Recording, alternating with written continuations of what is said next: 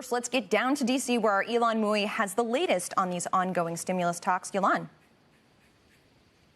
Well, Leslie, the president is now tweeting about both stimulus and the Supreme Court hearings.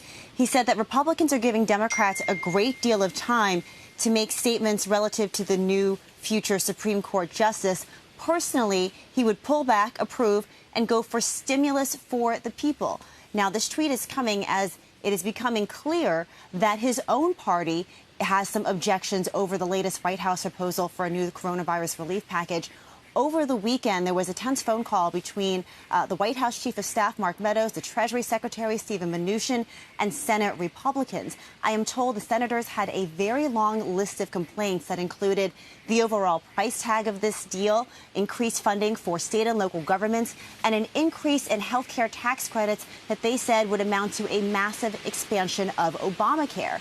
Meanwhile, on the other side of the Capitol, House Speaker Nancy Pelosi also pulled no punches. She called the White House's latest offer grossly inadequate and stated point blank, "We remain at an impasse."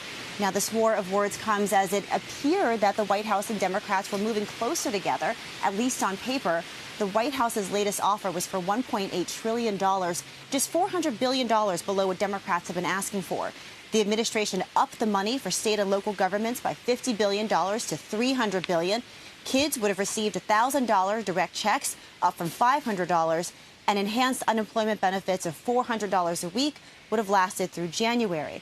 But now, facing opposition from both parties, the White House is changing course once more. In a letter to both chambers of Congress, the administration called for just extending the Paycheck Protection Program as they all try to hash out a bigger deal. Guys, the administration said the president is willing to meet to talk about this in person.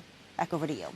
Yolanda, I'm curious, the longer that this stalls, is it likely that they'll need even more money from a stimulus to be effective, given that it's been months now since we've seen stimulus measures kind of play through the system? The longer that they delay, is it that they'll need more money to kind of make up the difference? So there are two conflicting views on this, Leslie. The Democrats will say that is absolutely the case. We're seeing case counts go up. We're seeing more businesses go out of business. And so that means the need just becomes greater, even as the price tag for this bill is smaller than the previous one.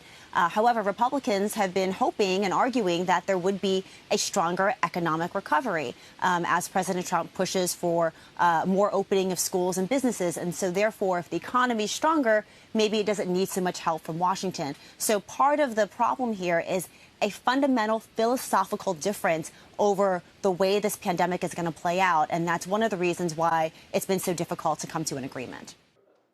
Shepard Smith here. Thanks for watching CNBC on YouTube.